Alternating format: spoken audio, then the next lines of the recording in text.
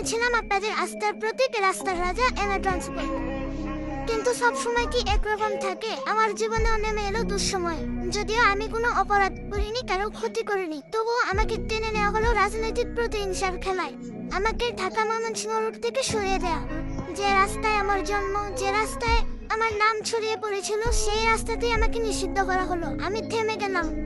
হাজারো যাত্রী হতবাক হয়ে গেল। কেউ চুপচাপ চোখ মুছল, কেউ অভিমান করে বলল, আমাদের এনা কোথায়?